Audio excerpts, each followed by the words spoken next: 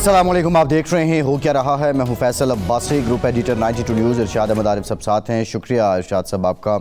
अक़वाम मुत्तहिदा की security council ने Donald Trump के 20 निकाती गज़ा अमन मंसूबे की मंजूरी दे दी है। 13 ममालिक ने पाकिस्तान समेत इस करारदाद की हिमायत में वोट दिया है, जबकि रूस और चीन गैर हाजिर रहे हैं। पाकिस्तान की जानिब से ये मुतालबा किया गया है कि जो फ़लस्तीन है, फ़लस्तीन के दारुल हुकूमत अल-कुद्स को होना चाहिए। साथ ही साथ दूसरी अहम डेवलपमेंट ये है कि जब सिक्योरिटी काउंसिल की जानिब से ये मंजूरी आई है और सऊदी वली अहद मोहम्मद बिन सलमान अमेरिका के दौरे पर भी हैं। बज़ाहिर तो जो F-35 तैयारे हैं सऊदी अरब उनकी ख़रीदारी करेगा, लेकिन इस दौरे पर सबकी नज़रें इसलिए हैं कि गज़ा का मामला अभी ये भी ज़ेर गौर है। इससे मुतालिक भी कोई वाज़ेह प्लान सामने आ सकता है। साथ ही साथ सऊदी अरब क्या चाहेगा और अमेरिका क्या मांग सकता है, ये वो बुनियादी सवाल है। सब जो हैं इस सवाल के जवाब के लिए नज़रें टिकाए बैठे हैं। आज के प्रोग्राम में इस पर कुछ मुफस्सल गुफ्तगू करेंगे। दूसरी जानिब पाकिस्तान की सियासत की बात करें तो बिलावल भुट्टो ज़रदारी ने ये कहा है कि 27वीं आइनी तरमीम के बाद 28वीं आइनी तरमीम भी चल पड़ी है। निजी टीवी के मुताबिक गवर्नर पंजाब सरदार सलीम हैदर से जो उनकी मुलाकात हुई है उसमें ये गुफ्तगू हुई है। और बिलावल भुट्टो ज़रदारी ने यह भी कहा है कि 27वीं आइनी तरमीम के बाद 28वीं आइनी तरमीम इससे भी बेहतरीन होगी। बहरहाल क्या पीपल्स पार्टी जो NFC फार्मूला है उसको रिविज़िट करना और जो सूबों के इख्तियारात और वसाइल हैं विफाक जो वापस जाता है, क्या उस पर रज़ामंद हो चुकी है? अगर ऐसा है तो ये डेफिनेटली बहुत बड़ी डेवलपमेंट है, और अगर ऐसा नहीं है तो फिर 28वीं तरमीम का कलीदी नुक्ता क्या होगा? SCO मीटिंग भी हो रही है। पाकिस्तान की नुमाइंदगी वज़ीर ख़ारिजा इसहाक डार कर रहे हैं। मॉस्को में ये मीटिंग है। जो मेहमान पहुँचे हैं रूस में, उनसे रूसी सदर व्लादिमीर पुतिन ने मुलाकातें भी की हैं। फैसल मुमताज़ राठौर का तौर पे हल्फ उठा लिया उन्होंने वज़ीर-ए-आज़म आज़ाद रियासत जम्मू और कश्मीर का, और अब उनके लिए चैलेंजेस क्या हैं आज के प्रोग्राम में इस पर भी गुफ्तगू करेंगे। हमें ज्वाइन कर रहे हैं मेंबर कौमी असम्बली शेर अफजल मरवत साहब। बहुत शुक्रिया आपका मरवत साहब, आपसे गुफ्तगू करेंगे। इरशाद साहब, ये जो डेवलपमेंट है अक़वाम मुत्तहिदा की सलामती काउंसिल से गज़ा अमन मंसूबा, डोनाल्ड ट्रंप का गज़ा अमन मंसूबा, इसकी मंजूरी ले ली गई है। हमास ने तो इसको अब तक जो रिपोर्ट से उसके मुताबिक लगता है कि उन्होंने इसको मुस्तरद कर दिया है, और वो ये कहते हैं कि हम पे ये मुसल्लत किया जा रहा है। हमास अगर इसको कबूल नहीं करती तो क्या ये जंग जारी रहेगी? अब साहब, इसका एक तो पॉजिटिव जो पहलू है, जो मुस्बत पहलू है, वो ये है कि ये अब जो स्टेबलाइजिंग फोर्स बननी है वो अक़वाम मुत्तहिदा की छतरी तरह वहाँ जाएगी। वो अमेरिका का जो अमन मंसूबा था, ट्रंप का अमन मंसूबा था, उसके तहत नहीं जाएगी। तो हमास को और फ़लस्तीनियों को ये बहरहाल इत्मीनान होगा कि ये फ़ोर्स जो आ रही है अक़वाम मुत्तहिदा ने भेजी है, और ये किसी के कठपुतली के तौर पर या किसी अमेरिका के दबाव के तहत काम नहीं करेगी। और ये फ़ोर्स, इस फ़ोर्स में जो लोग होंगे, पाकिस्तान होगा, दूसरे ममालिक होंगे, उन को भी ये इत्मीनान होगा कि हम अमेरिका को जवाब देनी है। हम एक आलमी इदारे की करारदाद के मुताबिक अपने फ़राइज़ मुनसिफ़ाना तरीके से अदा करने हैं, और हमारा मकसद जो है ना तो फ़लस्तीनियों को तकलीफ़ पहुंचाना है बल्कि उनकी प्रोटेक्शन करना है, ना इसराइल को बिला जवाज़ कोई फेवर देनी है। ये इत्मीनान का पहलू है। अब हमास को इस पर रिजर्वेशन है जिसका एहसास उन 8 ममालिक को होना चाहिए जो इस करारदाद के हक़ में वोट दे चुके हैं, और जो मूवर समझना चाहिए अमेरिका के साथ साथ। चीन की गैर हाज़िरी जो है या वोट ना देना जो है वो हमारे लिए एक हैरानकुन है, यानी पॉइंट ऑफ कंसर्न है। लेकिन मेरा ख्याल है, मैं तवक्को करता हूँ कि हुकूमत पाकिस्तान ने चीन जैसे काबिल एतमाद दोस्त को एतमाद में लेकर ये वोट दिया होगा। उनकी मंशा के ख़िलाफ़ हम नहीं जा सकते, नहीं जाना चाहिए, और ताकि ये तासुर ना उभरे कि हमारे और चीन के दरमियान कोई खुदा न खास्ता फासला है या ख़यालात में कोई इख्तलाफ नज़र आता है। तो ये तो यकीनी बात है। फ़लस्तीनी अथॉरिटी ने इसकी हिमायत की है।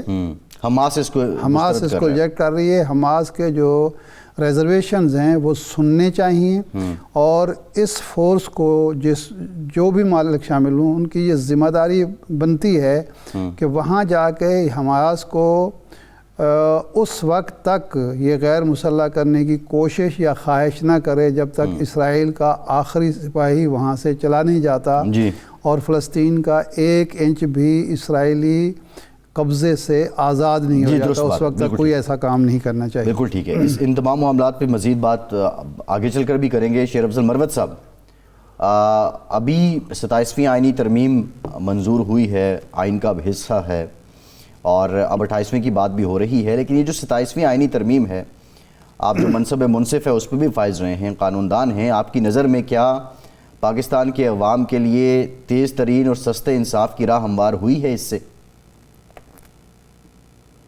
بہت شکریہ۔ پاکستان میں نظامی انصاف ہمیشہ سے، جب سے پاکستان بنا ہے، وہ ایک بوسیدہ سا نظام رہا ہے، اور ویسے تو حصول انصاف پوری دنیا میں آتا ہے کہ ڈیولپ کنٹریز میں بھی ایک بڑا مشکل کام ہوتا ہے انصاف کا حصول، لیکن تھرڈ ورلڈ کنٹریز میں جو ہے، اور پھر ایسے ممالک میں جہاں پریٹورین سسٹم جو ہے زیادہ تر انوالو رہتا ہے، وہاں نظامی انصاف جو ہے ہمیشہ جو ہے طاقتوروں کے اشارے پہ چلتا ہے، اور آج تو موجودہ نظام میں 26ویں آئینی ترمیم نے مزید آسان کر دیا۔ اب تو جج صاحبان کی اہلیت میرٹ کی ضرورت ہی نہیں ہے، اب تو آپ کو ووٹ درکار ہیں، جس کے ووٹ زیادہ ہو گئے وہ جج بن گیا۔ تو لہذا یہ کہنا کہ 26ویں آئینی ترمیم نے یا 27ویں آئینی ترمیم سے جو ہے ایک بہت بڑا انصاف کا جنازہ نکلے گا، انصاف کا جنازہ تو کب کا نکلا ہوا ہے۔ البتہ اس آئینی ترمیم کے 2 آسپیکٹس ایسے ہیں جو دیکھنے چاہیے۔ ایک تو جج صاحبان کے جو تبادلے کا اختیار جو ہے سپریم جوڈیشل کونسل کو دینا، اور ان کی جو رضامندی کی شرط ہوا کرتی تھی اس کو جو ڈن اوے کیا ہے۔ اگر یہ پرسن اسپیسیفک امینڈمنٹ ہے، یعنی کہ اسلام آباد ہائی کورٹ کے چند جج صاحبان کو اور لاہور ہائی کورٹ کے اور دیگر عدالتوں میں سے چند ایسے جج صاحبان کو ٹارگٹ کرنا ہے جو حکومت وقت کی اشاروں پہ پیسے نہیں دے رہے ہیں، تو پھر تو یہ بدنیتی پر مبنی ترمیم ہے، اور اس سے عدلیہ کی آزادی جو ہے وہ آزاد تو عدلیہ کبھی تھی ہی نہیں، اور عدلیہ نے ہمیشہ سے اپنی آزادی کو خود ہی جو ہے مارگیج رکھا ہے۔ تو لہٰذا یہ وقت بتائے گا کہ یہ ترمیم جو ہے اس کے پیچھے محرکات بدنیتی پر مبنی تھے، سیاسی تھے، یا پھر عوام کی بھلائی کا سوچا گیا، نمبر 1۔ نمبر 2، 27ویں آئینی ترمیم میں جو دوسری اہم بات ہے عدلیہ سے ریلیٹڈ، وہ کانسٹیٹیوشنل کوڈ جو ہے ان میں جو جج صاحبان ہیں وہ وہی جج صاحبان ہیں جو گورنمنٹ کے چنیدہ ہے۔ تو لہذا فیصلوں سے دیکھا جائے گا کہ آیا اس عدالت کا قیام اسی لیے تھا کہ اس کو سیاسی مخالفین کے خلاف استعمال کیا جائے، اس سے مزید انصاف کی دنائی کی جائے، اور یا پھر ان کے فیصلے جو ہیں وہ آ کے بولیں گے کہ جناب علی ہم تو پاکستان میں انصاف کی سرخروئی کے لیے جو ہیں بیٹھے ہیں۔ ایک تیسری چیز جو انتہائی کنسرنڈ ہے اور جس نے بدمزگی سی پیدا کی ہے وہ ہے امیونٹی کا۔ یہ پہلے 2 ممالک کی مثالیں ہیں، بیلاروس کی اور کانگو کی، جہاں پہ سربراہان مملکت نے اپنے لیے امیونٹی مانگی۔ یہ مطلب یہ ہے کہ یہ زیادتی ہے، اپنے آئین کے ساتھ بھی جاتی ہیں، ویسے بھی انوارنٹیڈ ہے۔ دیکھیے وقت آنے پر امیونٹیاں جو ہے کام نہیں آتی ہے۔ آپ نے یہ بنگلہ دیش کی سابق وزیر اعظم کا حال دیکھا، ان کے پولیس چیف کا آرڈر دیکھا، تو لہذا یہ میرے خیال میں نہیں ہونی چاہیے تھی۔ آگے 28ویں آئینی ترمیم بے شک آ رہی ہے، کنفرم ہے یہ، جس میں بلدیاتی نظام جو ہے اس کے لیے شاید تھوڑی بہت اچھی تجویز ہے کہ بلدیاتی نظام کو پروٹیکٹ کیا جانا چاہیے آئین کے تحت۔ جہاں حکومت کے مخالف بلدیاتی نمائندے منتخب ہو جاتے ہیں وہاں یا وہاں وہ سیز کر دیا جاتا ہے اس، یا پھر جو ہے ڈسپینڈ کر دیے جاتے ہیں۔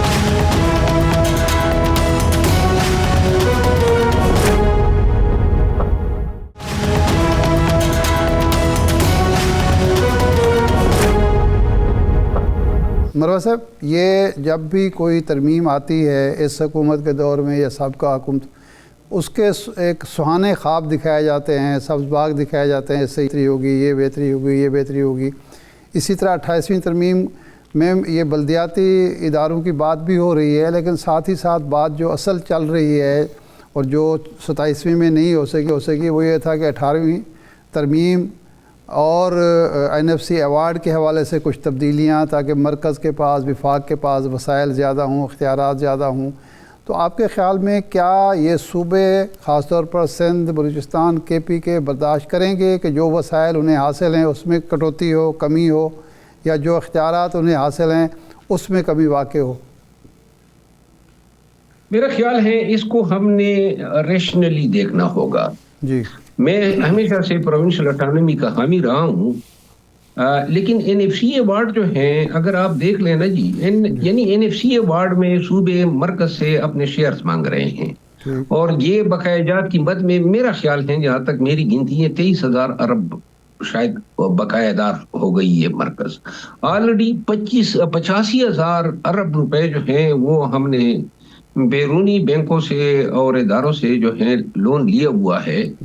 اب جو ہی بجٹ کا اگلا دن آتا ہے 1 جولائی، اس دن جو ہے قرضوں پہ مرکز شروع ہو جاتا ہے اور سارا سال قرض لیتے رہتے ہیں. اب صوبوں کی وسائل دیکھ لینا، یہ مطلب یہ مرکز ٹوٹل جو ہیں آپ کے پاس صوبوں کے جو وسائل ہیں اور صوبوں کے جو پروجیکٹس ہیں، یعنی کہ آئی ویز، موٹر ویز بھی بنا رہے ہیں، ٹیکنالوجی میں بھی لگے ہیں، کچھ تو ایئر لائنز خرید رہے ہیں، اور ایگریکلچر میں بھی اپنی جو ہے انوویشن. لہٰذا 23,000 ارب جو ہیں وہ مرکز دے گا کہاں سے؟ تو لہٰذا اس کو تھوڑا ریشنلائز کرنا چاہیے. مرکز کی جو آمدن ہے وہ تو 3/4 جو ہیں وہ تو آپ کی قرضوں کی مد میں چلی جاتی ہے، اور 1/4 جو ہیں اس میں یہ آپ صوبوں کو قرضے دے گا. ہونا یہ چاہیے کہ دیکھیں یہ پیپل پارٹی جو ہے یہ ڈیفینڈ کر رہی ہے کہ نہیں 18ویں آئینی ترمیم کے تحت جو شیئر مقرر ہوئے ہیں انہی پہ عمل درآمد ہو. لیکن میرا خیال یہ ہے ایک عام پاکستانی کی سوچ یہ ہونی چاہیے کہ اگر ہم ان شیئرز کو تھوڑا سا، یہ نہیں ہے کہ مرکز صوبوں سے وسائل لے، لیکن جو صوبوں نے مرکز سے لینے ہیں وہ تھوڑے اس طرح ریشنلائز کریں تاکہ کوئی یہ بھی تو بتا دینا کہ کہاں سے یہ مرکز ادا کرے گا. یہ مرکز کو ڈیپینڈ نہیں کر رہا ہوں. PFC کی آئینی حیثیت کیا ہے صوبوں میں؟ NFC تو ہے، کیا آئین PFC بھی پابند کرتا ہے صوبائی حکومتوں کو کہ وہ نچلے طبقے تک یہ فنڈز جو ہیں پہنچائیں گے؟ نہیں، کوئی ایسی آئینی بائنڈنگ امپیکٹ نہیں ہے. جی صحیح. نمبر 1. نمبر 2، میں ایک عرض کروں نا، یہ جو ابھی 28ویں آئینی ترمیم کی بات ہو رہی ہے اس میں یہی چیز تو یہ ڈالنا چاہتے ہیں MQM بیسیکلی اڑی ہوئی ہے. وہ یہ کہہ رہے ہیں کہ جو بلدیاتی ادارے ہیں، دیکھیں ہمارے آئین اور ہمارے قانون کے تحت جو ڈیولپمنٹ ورک ہیں، جو کمیونٹی ڈیولپمنٹ ہے، وہ ہم نے لوکل گورنمنٹ کے تھرو کرنی ہے. اب لوکل گورنمنٹ جو ہے ہر دور میں سب سے اگنورڈ ایریا ہوتا ہے، کیونکہ مخالفین اگر الیکشن جیت جاتے ہیں، آئین ساز اور قانون ساز ادارے صوبائی اور قومی اسمبلی ہوتے ہیں، وہ جناب وہاں پہ یا آرڈیننس لے آتے ہیں یا پھر کوئی آئین میں تبدیلی کر کے یا قانون میں تبدیلی کر کے ان کو جو ہے بے دخل کر دیتے ہیں. تو اب یہ اڑی ہوئی ہے کہ لوکل گورنمنٹ تک نہ کہ صرف ان کی آئین میں پروٹیکشن کے لیے کانسٹیٹیوشنل پروویژن ہو کہ یہ اپنی مدت پوری کرے گی، کوئی حکومت اس کو ڈیزالو نہیں کر سکے گی. نمبر 1. نمبر 2، جو ان کے فنڈز ہیں اور اس میں جو رکاوٹیں ڈالی جاتی ہیں اور جو ان کی لوکیشنز ہیں، پھر جو یہ خود ریونیو جنریٹ کر سکتے ہیں، میونسپل کمیٹیاں ہیں، لوکل کونسل بورڈز ہیں، وہ جو ہیں اپنے وسائل کو مزید پہ لانے میں خود مختار ہو.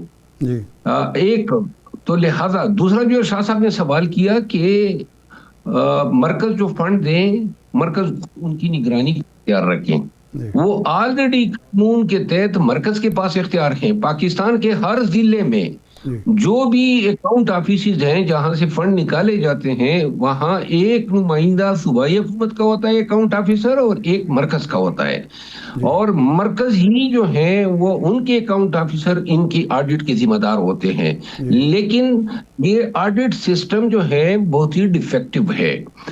یہ جو آپ نے بات کی نا یہ ایم پی اے میں نے کو فنڈ دیے, اصل میں یہ فنڈ تو سارے ملا کے اس فنڈ کا عشر اشیر نہیں ہے جو کرپشن کی شکل میں یا سیاستدان بلکہ سیاستدان سے کئی زیادہ بیوروکریٹ ہڑپ کر رہے ہیں. آپ یقین کریں میری ذاتی رائے یہ ہے 2002 سے لے کر 2023 تک خیبر پختونخوا کی جو محکمہ جنگلات ہے اس محکمہ جنگلات سے $1 بلین کی کرپشن کی گئی ہے. اچھا, اور اگر یہ ساری کرپشن ہر محکمے کی جمع کی جائے تو میرا خیال ہے کہ 10 سالوں میں کم از کم 5,000 ارب کی کرپشن ہوئی ہے. یہ میں چھوٹے صوبے کی بات کر رہا ہوں. ٹھیک ہے, صحیح ہے. تو لہذا ہمارا آڈٹ سسٹم ڈیفیکٹو ہے. نیب جو ہے وہ استعمال ہو جاتا ہے سیاسی مقاصد کے لیے. ہمارا کوئی ایسا نظام ہی نہیں ہے جس نظام کے تحت احتساب کا عمل. مروت صاحب آپ کہہ رہے ہیں کہ ایک کانسٹیٹیوشنل پروٹیکشن دی جائے گی. دیکھیں جناب پرویز مشرف صاحب نے جب بلدیاتی نظام بنایا تو اس کو بھی آئین میں باقاعدہ پروٹیکشن دی گئی, لیکن جو ہی 2008 میں سیاسی حکومت آئی اس نے آتے ہی وہ پروٹیکشن ختم کر دی اور سارے کا سارا وہ ملیمیٹ کر دیا اس سسٹم کو. تو اصل میں تو جب تک سیاستدان یہ طے نہیں کرتے آپس میں کہ جی اب جو بھی سسٹم ہوگا وہ چلے گا ایمانداری سے انصاف کے ساتھ چلے گا, اس وقت تک تو یہ تماشا چلتا رہے گا.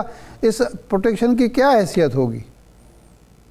دیکھیے کانسٹیٹیوشن میں تو کوئی پروٹیکشن نہیں ہے نا بلدیاتی اداروں کی, ان کی ڈیوریشن کی کوئی پروٹیکشن کبھی رہی نہیں ہے. یہ تو ابھی 28ویں آئینی ترمیم میں پروپوز کر رہے ہیں کہ یہ دیکھیں صوبائی سبجیکٹ ہے لوکل گورنمنٹ, اور صوبائی حکومت جو ہے وہ کبھی اس کی نگران بن جاتی ہیں اپنے قانون کے تحت, کبھی چیف منسٹر کو اختیار ہوتا ہے کہ کسی کمیٹی یا کسی ٹاؤن یا کسی میونسپل کمیٹی یا لوکل کونسل بورڈ یا ڈسٹرکٹ گورنمنٹ جو ہے اس کو فارغ کر سکتا ہے, اس کو معطل کر سکتا ہے, اس کا ایڈمنسٹریٹر لگا سکتا ہے. اور آپ دیکھیں ابھی یہ جو لوکل باڈی الیکشن ہوئی ہے 2022 جنوری میں, خیبر پختونخوا میں جو ہے پاکستان تحریک انصاف جو ہے اس کے 90% امیدوار ہار گئے 2022 جنوری میں, اور بعد میں پی ٹی آئی کی حکومت آئی. تو میں خود مطلب ہے چونکہ میرے اپنے دوست میرے پارٹی کے لوگ ان لوکل کونسل میں الیکٹ ہوئے ہیں, میئر ہیں. آپ یقین کریں کہ اگر کہیں پر پی ٹی آئی کا کوئی میئر تھا تو اس کو تو پڑھ دیے گئے, لیکن 90% لوگ جو ہیں جو مخالف پارٹیوں سے تھے ان. اچھا مروت صاحب بات یہ ہے, یہ بدقسمتی ہے, یہ روایت بھی اب سیاست کا حصہ ہے, دیگر صوبوں میں بھی یہی اسی طرح کے معاملات دیکھنے کو ملتے ہیں. سوال میرا یہ ہے کہ سہیل آفریدی صاحب, اب پی ٹی آئی میں بھی تبدیلی ایک اور آ چکی ہے نا گنڈا پور صاحب کے جانے کے بعد. وزیر اعلیٰ بننے سے پہلے والا سہیل آفریدی اور وزیر اعلیٰ بننے کے بعد سہیل آفریدی, کوئی فرق آپ کو نظر آ رہا ہے؟ میرا خیال ہے سہیل آفریدی صاحب جو ہیں وہ تو وقت بتائے گا, ابھی تو کوئی رائے نہیں قائم کی جا سکتی ہیں کہ یہ تغیر ہے. میرا خیال ہے وہی انداز گفتگو, وہی میل ملاپ, وہی طریقہ ہے سہیل آفریدی صاحب کا جو وزیر اعلیٰ بننے سے پہلے تھا.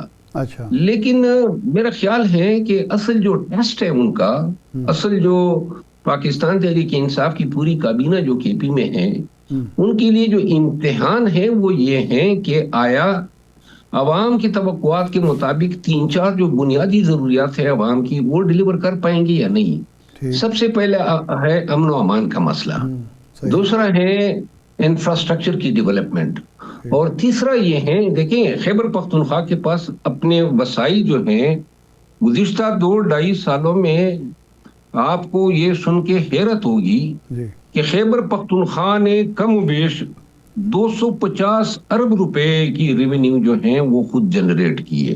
اچھا, اور یہ گزشتہ یعنی ماضی میں اگر آپ دیکھ لیں تو 40-30 ارب سے زیادہ کبھی ہوئی نہیں ہے. اچھا,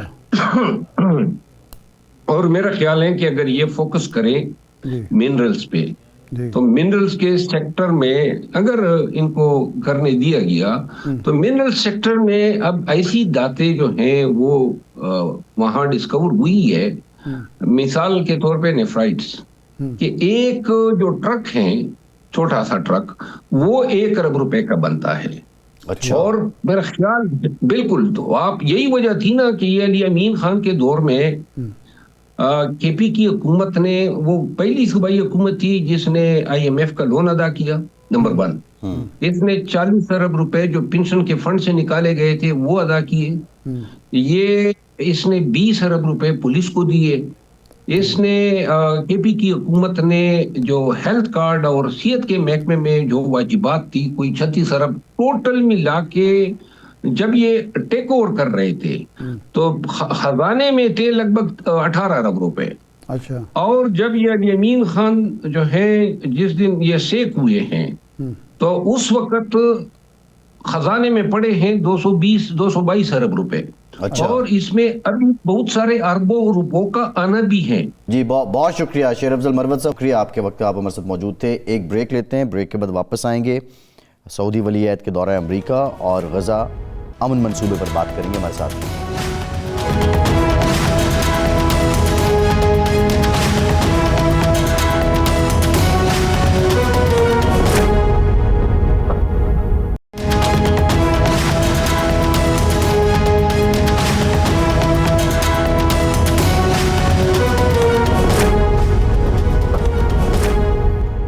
بریک کے بعد ایک بار پھر سے آپ کا خیر مقدم کرتے ہیں. ہمیں سعودی عرب سے سینئر جرنلسٹ ڈاکٹر خالد المعینہ صاحب بھی جوائن کریں گے، ان سے بھی ہم گفتگو کریں گے. ارشاد صاحب، ویسے تو سگنیفیکنٹ یہ بھی ہے سعودی ولی عہد کے دورے کی کہ ایسے وقت پہ وہ جا رہے ہیں امریکہ جب یہ اقوام متحدہ کی سیکیورٹی کونسل نے غزہ امن منصوبے کی منظوری دے دی ہے. لیکن بظاہر جو ڈونلڈ ٹرمپ کی سپیچ بھی ہے یا باقی معاملات ہیں اس میں جو کلیدی ایجنڈا ہے وہ F-35 طیارے ہیں، ان کی خریداری ہے. امریکہ کو تو فائدہ ہے، ظاہر ہے وہ طیارے بیچ رہا ہے. یہ سعودی عرب کو واقعتاً سعودی عرب کے دفاع کے لیے یہ ضروری ہیں یا یہ جو پیشگی حفاظتی اقدامات ہیں اسی سلسلے کی کڑی ہے؟ اب صاحب یہ تو فیصلہ ظاہر ہے ہم نہیں کر سکتے کہ سعودی عرب کو ضرورت ہے یا نہیں ہے. ظاہر ضرورت کے تحت ہی کوئی چیز خریدی جاتی ہے. لیکن دیکھنا یہ ہوگا کہ امریکہ کو اتنی بڑی فیور جو سعودی عرب سے مل رہی ہے اس وقت، امریکہ مانے نہ مانے پچھلے کئی سال سے معاشی بحران کا شکار ہے اور اس بات کو چھپایا بھی نہیں ہے ٹرمپ نے. اور اس بحران سے نکلنے کے لیے اس نے ٹیرف جو رجیم چینج کی یا نئی نافذ کی، اور اسی کی وجہ سے 2 ممالک سے وہ کہہ رہا ہے کہ جی معاہدے کرو، پیسے دو، پیسے قطر سے، سعودی عرب سے، UAE سے، کوریا سے، جو دولت مند ملک ہیں سب سے وہ پیسہ مانگ رہا ہے. تو امریکہ کی ضرورت ہے اور اس ضرورت کو اگر عرب ممالک، مسلم ممالک پورا کر رہے ہیں تو پھر اس کے عوض امریکہ سے فیور کیا لی جا رہی ہے، کیا ملے گی؟ یہ وہ سوال ہے جو ہم ڈاکٹر خالد المعینہ صاحب سے کریں گے کہ ڈاکٹر صاحب آپ یہ اس دورے کو کس طرح دیکھتے ہیں، اور دوسرا یہ ہے کہ اس دورے سے سعودی عرب کو کیا فائدہ ہوگا اور امریکہ کیا فائدہ اٹھانا چاہے گا، کیا ڈیمانڈ ہوگی امریکہ کی؟ السلام علیکم. پہلے جو وزٹ ہے یہ کافی امپورٹنٹ ہے because it's the first visit 9 سال میں، میرے خیال میں 8-9 سال میں پہلی وزٹ کوئی ہائی سعودی آفیشیل، اور یہ کراؤن پرنس سے کوئی ہائر نہیں ہے، وہ وہاں پہنچ گئے ہیں. 3-4 چیز ہے ٹیبل پر. ایک تو اکنامک کوآپریشن، جیسے آپ نے کہا کہ امریکہ needs to have some kind of investments, joint investment. سعودی عرب کے جو رسالہ، جو میسج ہے کہ there is no compromise on 2-state solution. انہوں نے on the record کہا ہے کہ we have to abide by this. آپ نے دیکھا کل UN ریزولوشن 13 states، 2 نے abstain کیا، چائنا نے اور رشیا نے. لیکن what we need کہ کلیئرٹی ہو، کہ ایک دم یعنی کوئی ہڈن ایجنڈا نہیں ہو امریکہ کی طرف سے. اور انہوں نے صاف نے کہا یہ 2 state غزہ is part 1 اور غزہ میں جو جینوسائڈ ہوا, جو ہولوکاسٹ ہوا, اس کے بارے میں کون اس کو ریڈیم کرے گا. ابھی امریکنوں نے کہا کہ سیز فائر اینڈ ڈیولپمنٹ اور کوئی اوبلیگیشنز کے انٹرنیشنل کمیٹی. سیکنڈ, یہ جو انٹرنیشنل کمیٹی ہے کون اس کو چیئر کرے گا, کون اس کے چیئرمین ہوئیں گے, کون سے ممالک, اسلامی ممالک وہاں پیس کیپنگ فورسز بھیجیں گے. All these things are going to be discussed. یہ سب ڈسکشنز آج صبح وہاں ہو رہے ہیں اور دیکھتے ہیں کہ کل تک کیا اس کے فائنل ریزلٹس ہوں. صحیح. آپ یہ سمجھتے ہیں کہ جب اس پیس پلان کو یو این سلامتی کونسل کا امبریلا مل گیا ہے, چھتری مل گئی ہے, تو یہ پیس فورس وہاں جا کے فلسطینیوں کے حقوق کا تحفظ کر سکے گی, فلسطینی عوام کی جان مال عزت آبرو کی حفاظت کر سکے گی, اور اسرائیلی ایگریشن جو اب بھی جاری ہے سیز فائر کی خلاف ورزی, اس کو روک پائے گی؟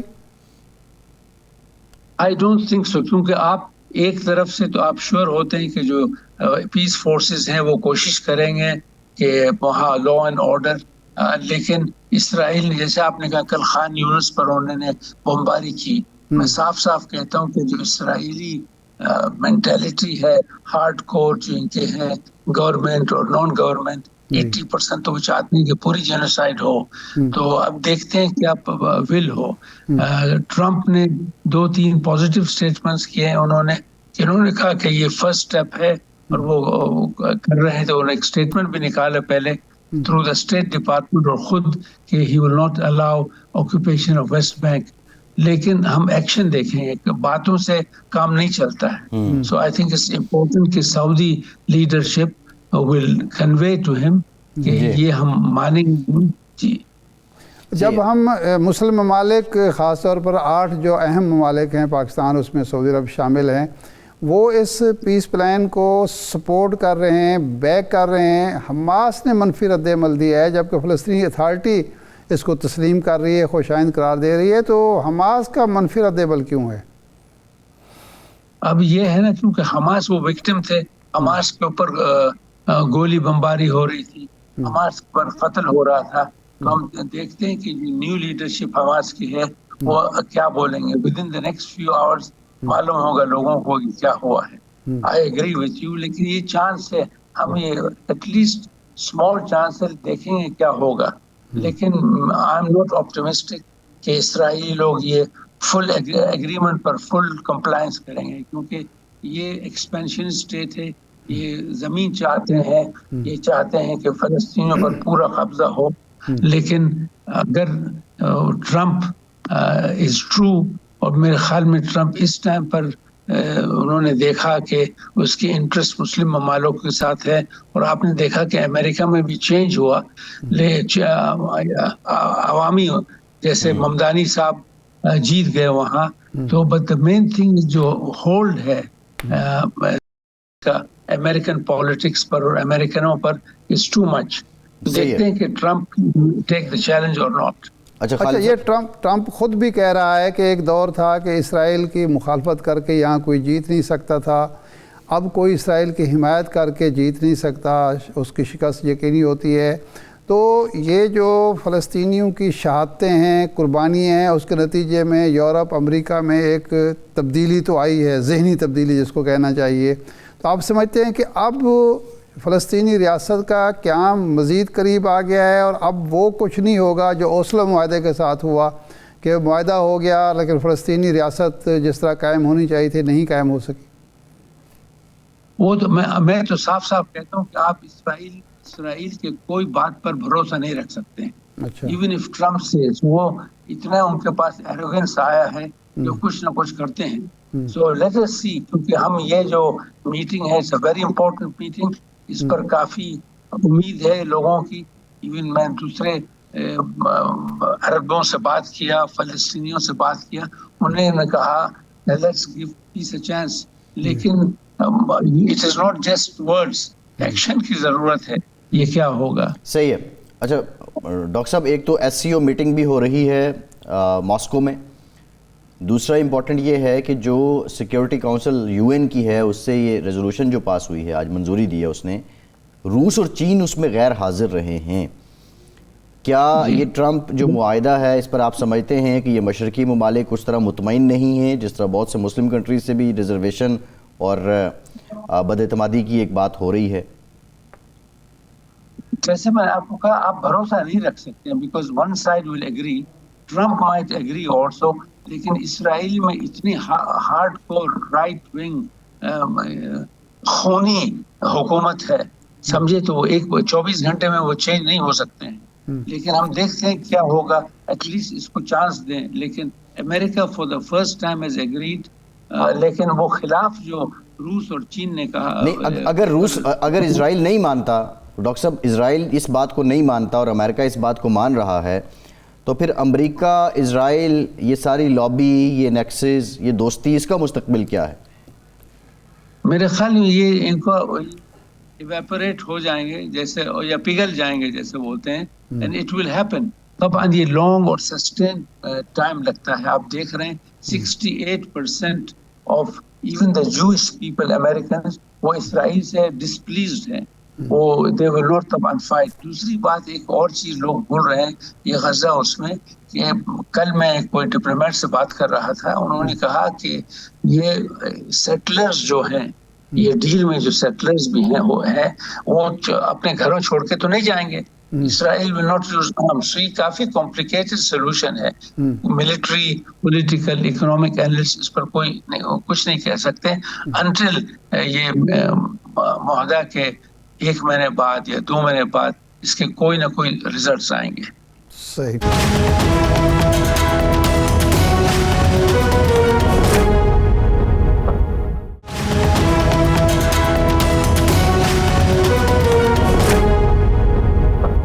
اچھا یہ فرمائیں کہ پاکستان اور افغانستان ہمسائے بھی ہیں، مسلمان ممالک بھی ہیں، ایک تعلق ہے پرانا صدیوں کا، بدمزگی پیدا ہوئی، کشیدگی پیدا ہوئی، حملوں تک نوبت آئی، پھر ترکی اور قطر نے اس میں مداخلت کی، مذاکرات کی میز پر بیٹھے لیکن مذاکرات کامیاب نہیں ہو سکے. ماضی میں سعودی عرب کا جو کردار ہوتا تھا ان دونوں ممالک کے حوالے سے وہ بہت کلیدی اور اہم ہوتا تھا. اس دفعہ سعودی عرب تھوڑا سا پیچھے ہے، اس کی وجہ کیا آپ دیکھتے ہیں؟ میرے خیال میں اس کی وجہ یہ ہے کہ جو بھی افغانیوں نے زمانے سے وہ تعہد کرتے تھے، آپ جانتے ہیں کہ شاہ عبداللہ مرحوم کے زمانے میں وہ مکہ آئے، انہوں نے قسم کھایا کہ خود ان فائٹنگ اپنے درمیان نہیں کریں گے، اور جب واپس گئے تو ایک دوسرے کو قتل عام شروع ہوا وہاں. آپ جانتے ہیں پاکستان کے اور افغانستان کے درمیان 1954 ایک انسیڈنٹ ہوا، فقیر آف اے پی، انہوں نے کافی پشاور ایریا میں کچھ گڑبڑ کیا. اس زمانے میں شاہ سعود نے بھیجا اور ان کے بیچ میں انہوں نے کوئی نہ کوئی پیسفل ڈائلاگ بنایا. تو سعودی عربیہ اس کنسرن کہ دونوں مسلم ممالک ہیں، OIC کے ممبرز ہیں، لیکن یہ جو ایجنٹس ہیں دوسرے ملکوں کے جو گڑبڑ کر رہے ہیں اور کس کو انسائٹ کر رہے ہیں، this can't be control by anyone. ہم تو کوشش کرتے ہیں نیگوسیشنز، بات چیت کرانا، بیٹھنا، مکہ میں لانا، مدینے میں لانا، لیکن جب تک پولیٹیکل ول افغان میں جیسے نہیں ہوگا تو I think it's very difficult. اگر میں سوشل میڈیا دیکھتا ہوں تو میں اتنی کراہیت یا ہیٹرڈ افغانی کمنٹیٹرز اور افغانی جو پولیٹیکل سائنٹسٹ اور یہ جو کر رہے ہیں پاکستان کے خلاف، it is extremely disturbing. Pakistan نے 3.5 ملین افغانیز کو اپنے پاس رکھا، 15 سال 3.5 ملین، کھانا پینا کھلایا سب کو، لیکن وہ unfortunately Afghans have forgotten this.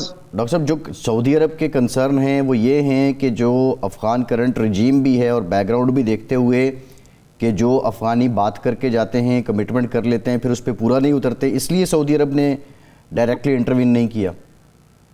نہیں، I don't know but I think yes، کیونکہ کتنے دفعہ سعودی عرب نے لایا، مکے میں لوگ نے قسم کھایا، پھر واپس گئے، اور وہ افغان ورسز افغان پرابلم تھی، ناٹ پاکستان. تو آپ جانتے ہیں کہ you do not want to burn your cards, کہ جب آپ ہر وقت کرتے ہیں تو ہماری خود کریڈیبلٹی چلے جاتی ہیں. بس اس ٹائم ترکی اور قطر نے کیا اور کوشش کیا، لیکن جیسے آپ نے کہا وہ واپس جا کے انہوں نے ود ان 2 or 3 weeks، ہم افغان کو بلیم نہیں کرتے ہیں، بس یعنی ویری ڈس اپوائنٹنگ، کافی لوگ افسوس ہوا عرب ممالک میں کہ یہ کیوں ہو رہا ہے، کہ ایز یو سیڈ کہ دونوں نیبرز ہیں، ایک دین ہے، عقیدت ایک ہے، اور پاکستان نے جو کیا افغانستان کے لیے آئی تھنک کس نے نہیں کیا. صحیح. اچھا یہ فرمائیں کہ سعودی عرب 40 طیارے F-35 لے رہا ہے، تو سعودی عرب کو تھریٹ کیا ہے، اور اتنی بڑی ڈیل سعودی عرب کے دفاعی اور دفاع و سلامتی کے لیے کیوں ضروری ہے، اور کیا یہ ضرورت ہے یا ٹرمپ کا اور امریکہ کی خواہش ہے کہ یہ ڈیل ہونی چاہیے؟ نہیں، آپ یہ لوگ سمجھتے کہ جو امریکہ کہتا ہے سعودی عرب will do. I am following very much, اور میں آپ کو اینالسٹ کے یہ بول رہا ہوں. آئی ڈونٹ تھنک سوری 35 یا 45 پلین ایک دن میں تو نہیں آئیں گے. اس میں جو ڈیلز ہیں، اس میں artificial intelligence, exchange of technology, اور یہ جو پلان آئیں گے یہ تو لانگ رینج پلان ہے، اور اٹس ناٹ جسٹ آپ سائن کر کے ہوتا ہے. تو میرے خیال میں فائدہ ہوگا، new technology will come, it will take time, training, یہ وہ سب، لیکن اٹس ناٹ کہ وہ ٹرمپ نے کہا کہ آؤ خریدو، سمجھ گئے. اب تو خود دیکھتے ہیں کہ سعودی عرب ول ہیو گریٹ اپوزیشن، کیونکہ اسرائیلی لابی ول اسٹارٹ ورکنگ. وہ ابھی سے وہ ان کے اخباروں لکھ رہے ہیں کہ یہ F-35 کیوں دے رہے ہیں، balance of power will shift. لیکن میں کہتا ہوں کہ اٹ could be needed، کیونکہ اسرائیل پر کوئی بھروسہ نہیں رکھ سکتے ہیں. آپ نے دیکھا قطر میں انہوں نے آ کے جو کیا، تو آپ ایک کے ساتھ ڈیل کر رہے ہیں، نتنیاہو چلے جائے گا تو 10 نتنیاہو نکلیں گے. یہ آئیڈیالوجی ان کی ایسی ایکسپینشنسٹ آئیڈیالوجی. لاسٹ کویسچن ڈاکٹر صاحب، پاکستان اور سعودی عرب کا ڈیفنس پیکٹ ہے، تو ضرورت پڑنے پہ یہ طیارے پاکستان بھی کیا استعمال کر سکتے ہیں؟ واللہ یہ میں نہیں کہہ سکتا ہوں، I am not a military analyst, پر یہ کہہ سکتا ہوں کہ پاکستان اور سعودی عربیہ کے جو درمیان جو کلوز کوپریشن سب فیلڈز میں ہو رہے ہیں، انشاءاللہ ول بیکم اسٹرانگر. جی ٹھیک، بہت شکریہ ڈاکٹر خالد المعینہ آپ کے وقت کا. ارشاد صاحب، پاکستان پیپلز پارٹی کی حکومت آزاد ریاست جموں و کشمیر میں بن گئی. فیصل ممتاز راٹھور نے بطور وزیر اعظم حلف اٹھا لیا. قائم مقام صدر لطیف اکبر صاحب نے ان سے حلف لیا. ویسے بیرسٹر صاحب آئی ڈونٹ نو کہاں ہیں وہ، تو لطیف اکبر صاحب نے حلف لیا ہے. بلاول صاحب بھی گئے، طبیعت خراب تھی اور اسلام آباد میں تھے، اچھا سفر نہیں کر سکتے تھے. یہ خبر ہم نے سنی، جی اس کے مطابق صحیح ہے. بلاول صاحب خود گئے، فریال تالپور صاحبہ گئیں. بہرحال پیپلز پارٹی اس وقت بلے بلے پوزیشن میں ہے. چیلنجز کیا ہیں فیصل ممتاز راٹھور صاحب کے لیے؟ فیصل ممتاز راٹھور کے لیے سب سے بڑا چیلنج جو ہے وہ اپنی حکومت کو اگلے الیکشن تک برقرار رکھنا ہے. وہ کیسے؟ اس لیے کہ وہ جو پہلے وزیر اعظم 18 کے الیکشن کے بعد بنے تھے، قیوم نیازی صاحب جو ان کے ساتھ ہوا، پھر جو دوسرے وزیر اعظم بنے الیاس صاحب، جو تنویر الیاس صاحب جو ان کے ساتھ ہوا، اور انوار الحق تو ان سب کی چوائس تھے. یعنی انوار الحق پیپلز پارٹی، مسلم لیگ اور باقی ان کے جو اتحادی ہیں ان سب کی چوائس تھے نا. تو جو ان کے ساتھ ہوا تو یہ ان کے ساتھ بھی ہو سکتا ہے. دوسرا چیلنج جو ہے وہ عوامی ایکشن پارٹی ہے کہ کیا جو معاہدہ ہو چکا ہے، اور انوار الحق صاحب نے اس کا ذکر بھی کیا کہ جناب میں تو یہ نہیں کر سکتا تھا کہ جو پاکستان میں نشستیں ہیں مہاجرین کے نشستیں ان پر کمپرومائز کر لوں. تو معاہدہ تو ہو چکا ہے، معاہدے میں تو یہ طے پا چکا ہے، اب یہ کمپرومائز کریں گے نہیں کریں گے. اور اب پیپلز پارٹی جو ہے وہ بہرحال پاکستان کی پارٹی ہے اور آزاد کشمیر میں بھی وہ قائم ہے. تو سارے جو فیصلے ہوں گے اب صرف مظفر آباد میں تو نہیں ہوں گے، فیصلے تو ظاہر ہے اسلام آباد میں ہوں گے، بلاول ہاؤس کراچی میں ہوں گے. یہ مرکز تو کئی بن گئے ہیں نا اب. ویسے میں کل دیکھتا رہا چودھری عبدالمجید صاحب ایک آئے تھے وزیر اعظم جی پیپلز پارٹی کے تو انہوں نے کہا، کسی نے پوچھا کہ جی آپ عمرے پر جائیں گے؟ اس نے کہا نہیں جی سب سے پہلے تو میں نوڈیرو جاؤں گا اور مزارات پر، بھٹوز کی مزارات پر حاضری دوں گا۔ انہوں نے کوئی ایسا اعلان نہیں کیا، اب وہ کیوں نہیں کیا یہ معلوم نہیں ہے۔ تو دوسرا جو مسئلہ ہے ان کے لیے بڑا چیلنج ہے وہ ہے عوامی ایکشن پارٹی کے ساتھ جو معاہدہ کمیٹی کے ساتھ جو 2 معاہدے ہو چکے ہیں ان پر عمل درآمد کرانا ہے، کیونکہ اس میں حکومت پاکستان بھی انوالو ہے اور حکومت آزاد کشمیر بھی ہے۔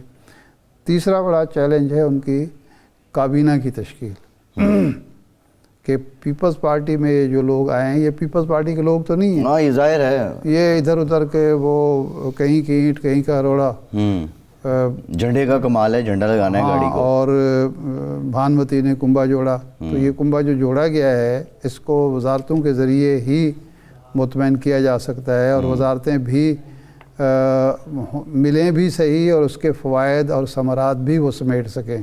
وقت بھی قلیل ہے۔ انوار الحق پر تو سب سے بڑا الزام ہی یہی تھا نا کہ اس نے وزارتیں دیں لیکن وسائل نہیں دیے اور اختیارات نہیں، پہلے تو وزارتیں دے دیں، قلمدان نہیں دیے، وسائل انہوں نے اخراجات کم بھی کیے، بڑا کچھ رہا، لیکن وہ ان کا وکیل ہی کوئی نہیں تھا، ان کا کریڈٹ تو نہیں ہے نا۔ نہیں سر، وہ تو ہوا یہ ہے کہ ان کی کابینہ ان کی ترجمان نہیں تھی، تو میں وہی ہے نا کہ ایک یہ بھی ایک ان کے لیے مسئلہ ہوگا کہ اس سے کس طرح نمٹتے ہیں۔ یہ 3 بڑے چیلنجز ہیں۔ اب دیکھنا یہ ہے کہ وہ نوجوان ہیں، ایک وزیر اعظم کے ساتھ وہ ظاہر ہے عمر کم تھی اس کی، لیکن وہ دیکھ چکا ہے کہ میرے والد کس طرح کام کرتے تھے اور وزیر اعظم کی ذمہ داریاں کیسے نبھاتے تھے، خود بھی وہ وزیر رہ چکے ہیں، تو اس لیے تجربہ ان کے پاس ہے، اگرچہ نوعمر ہے، تجربہ ہے، شجرہ ہے اور ذمہ داری ہے۔